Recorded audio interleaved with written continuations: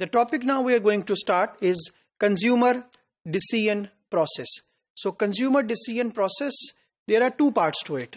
First of all, the process itself, और उसके बाद फिर वो तमाम फैक्टर्स जो कि उस प्रोसेस को इफेक्ट कर रहे हैं. सो हम अभी आज इस प्रोसेस को, कंज्यूमर डिसीजन प्रोसेस को एक दफा डिटेल के साथ गो थ्रू करेंगे. सो consumer decision process has 6 steps involve, starting from the stimulus goes up till the post purchase behaviour के हवाले से. सो हमारे पास नॉर्मली एज ए रिटेलर हमेशा एक टारगेट होता है. वो ये होता है कि रिटेलर हर स्टेज के ऊपर, हर स्टेप के ऊपर असिस्ट करता है कस्टमर को, ताकि कस्टमर को एक अच्छे तरीके से वो बाइंग कस्टमर के अंदर या परचेज कस्टमर के अंदर कन्वर्ट कर सके. So I will discuss with you all the 6 steps of consumer decision process one by one. तो हमारे पास सबसे पहले ये 6 स्टेप्स है जो कि डिसीजन प्रोसेस के हवाले से हैं, which is number 1 is the stimulus, number 2 is problem awareness, फिर हम मूव करेंगे इंफॉर्मेशन सर्च की तरफ. इंफॉर्मेशन सर्च के बाद it is the evaluation of alternatives, evaluation of alternatives के बाद it is purchase, actual purchase, और फिर उसके बाद पोस्ट परचेज बिहेवियर. ये ए पार्ट है. जिस तरह मैंने बताया कि इस प्रोसेस के 2 हिस्से हैं. One is the decision process itself, और दूसरा वो फैक्टर्स जो कि इफेक्ट कर रहे हैं प्रोसेस को. तो वो कौन से 2 फैक्टर्स हैं? For example number 1 is the demographics, जिस तरह से अभी हमने डिस्कस किए इससे पहले, और second part is the lifestyle. तो मैं अब आपको डिटेल के साथ डिस्कस करता हूं कि how it will work. So example के साथ हम इस डिसीजन प्रोसेस को समझते हैं, विच विल रियली हेल्प आपको इस पूरे प्रोसेस से गुजरने के लिए. फॉर एग्जाम्पल इन जनरल आपको गर्मी लग रही है, हीट है, तो दैट हीट, दैट गर्मी इज एक्चुअली स्टिमुलस. उससे कुछ जनरेट होगा, उस हीट से कुछ जनरेट होगा, विच मीन्स आपको या तो प्यास लग रही होगी, you will feel thirst about it. अब थर्स्टी जो है, आइडेंटिफिकेशन जो है, जो प्रॉब्लम अवेयरनेस है, वो एक्चुअली थर्स्ट है, प्यास है, जो कि उस गर्मी की वजह से आपको लगी. सो एक्चुअली जहां पर आपकी नीड राउज हो रही है, जहां पे नीड क्रिएट हो, वो स्टिमुलस है. How it will create is the stimulus, which means the गर्मी वाला part. And then problem awareness is जहां पर आपकी नीड आइडेंटिफाई हो गई है, विच मीन्स जहां पे आपको पता लगा कि मुझे जो है उस गर्मी से प्यास लगी है. फिर उसके बाद नेक्स्ट स्टेप के ऊपर जब हम आते हैं, विच इज इंफॉर्मेशन सर्च. तीसरी केस के अंदर, तीसरे स्टेप के ऊपर वो ये है कि जब आपको प्यास लग गई है ऑलरेडी, अब आप ये देखते हैं कि मेरे पास कौन कौन से ऑल्टरनेटिव्स मौजूद हैं अपनी इस प्यास को मिटाने के लिए. So what are the options available with me. आप इंफॉर्मेशन सर्च करते हैं कि मैं पानी पी लूं, मैं कोई जूस पी लूं, मैं कोई फ्रेश जूस पी लूं, मैं कोई डब्बे वाला जूस पी लूं, मैं कोई सॉफ्ट ड्रिंक पी लूं, क्या. तो what are the alternatives I have available. ये इंफॉर्मेशन सर्च के अंदर आप आइडेंटिफाई करते हैं.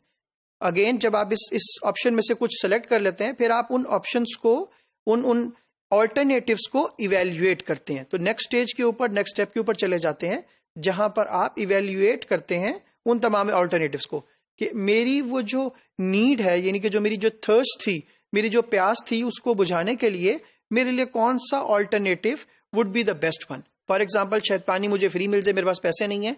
फॉर एग्जाम्पल अगर मेरे पास पैसे ज्यादा है, या मैं हेल्थ कॉन्शियस हूं, तो मे बी शायद मैं जूस ले लूंगा.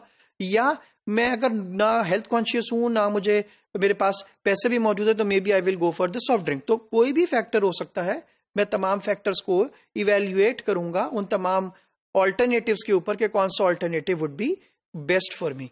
और जब मैं उसको फाइनलाइज कर लूंगा एज ए कस्टमर, तो then I will move to the next step. Next step क्या है कि I will go and purchase.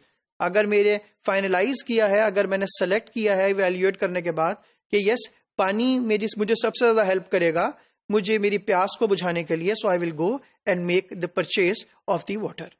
और उसके फौरन बाद, फिर उसके बाद जब हम पोस्ट परचेज बिहेवियर की बात करते हैं, तो एग्जाम्पल के हवाले से कि कस्टमर ने लेट से पानी पी लिया है and he is satisfied with that purchase, तो क्या वो रीपरचेज की तरफ जाता है दोबारा से?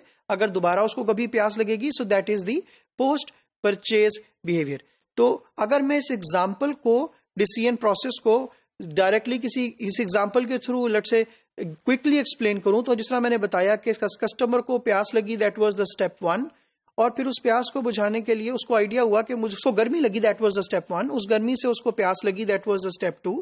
फिर उस प्यास को बुझाने के लिए, उस सोल्यूशन को सॉर्ट आउट करने के लिए उसने डिफरेंट ऑप्शंस को इवेल्युएट किया. वो पानी था, वो बॉटल थी, वो जूस था, और फिर उसके बाद उसने उन तमाम ऑप्शंस को, तमाम ऑल्टरनेटिव्स को इवेल्युएट किया और सेलेक्ट किया कि वो परचेज करेगा वाटर को, और फिर अगर वो मुतमईन है अपनी इस सिलेक्शन से, so then he can go and repeat that purchase. ये एक एग्जांपल मैंने आपसे डिस्कस की है कंज्यूमर डिसीजन प्रोसेस में, from stimulus to the post purchase behaviour. ये बात जानना जरूरी है कि इस तमाम परचेज प्रोसेस के अंदर जो फैक्टर इफेक्ट कर रहे होंगे, ऑफ कोर्स वो डेमोग्राफिक्स है, वो कस्टमर का मैरिटल स्टेटस है, वो उसका जेंडर है, वो उसकी एज ग्रुप है, वो उसका इनकम लेवल है, वो उसका ऑक्यूपेशन लेवल है। सो तमाम डेमोग्राफिक्स जो है वो इफेक्ट कर रहे होंगे इस प्रोसेस को। ऑफ कोर्स अगर ये प्यास किसी बच्चे को लगी है तो the whole decision process will be different. ये प्यास अगर किसी बूढ़े शख्स को लगी है, so the whole decision process will be change,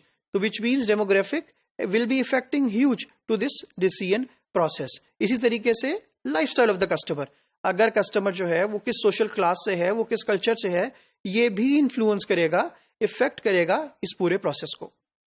एक और एग्जांपल क्विकली डिस्कस करते हैं इसी कंप्लीट डिसीजन प्रोसेस को लेते हुए। अगर हम बात करते हैं, लेट्स से आपने टेलीविजन के ऊपर या सोशल मीडिया के ऊपर या न्यूज़पेपर के ऊपर, let's say you have seen an ad, so that ad actually is the stimulus. वो एड से क्या हो रहा है कि एक्चुअली आपकी नीड को अराउज किया जा रहा है, आपकी नीड को निकाला जा रहा है, आपकी नीड को क्रिएट किया जा रहा है, डिजायर को क्रिएट किया जा रहा है, so that is actually stimulus.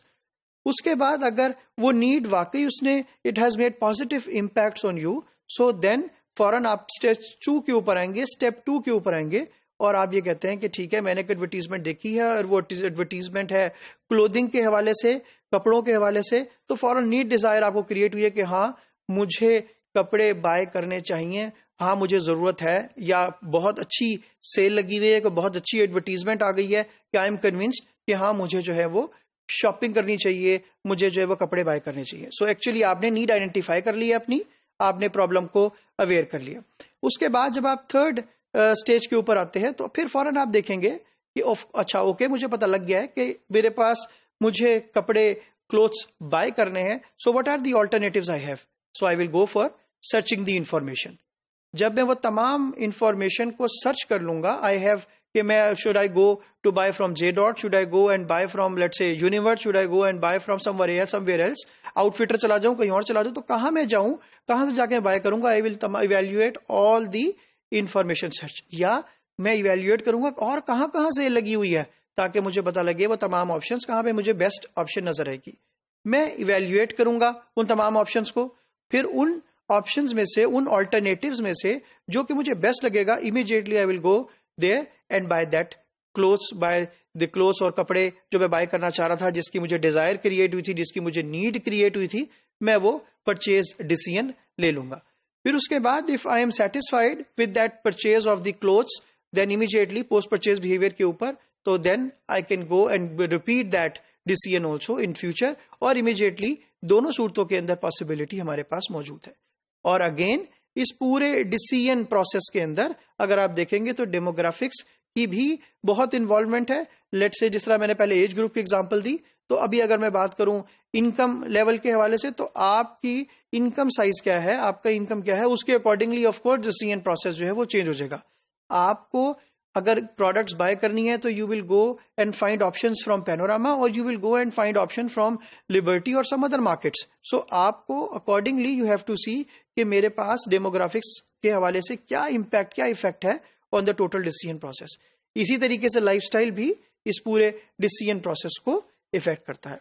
Customer का डिसीजन प्रोसेस बहुत इंपॉर्टेंट है रिटेलर को समझना, और नॉर्मली जो अच्छे रिटेलर हैं they always help customers, consumers, retail shoppers कि वो तमाम स्टेप्स के ऊपर कस्टमर को हेल्प करे। लेट्स से अगर customer is looking for options, so retailer has all the options. If customer want to select best option, तो रिटेलर जो है वो उसको गाइड करे कि which is the best option, ताकि वो वाकई एक परचेज डिसीजन की तरफ जा सके और कन्वर्ट हो सके for the productive customer as for the retailer.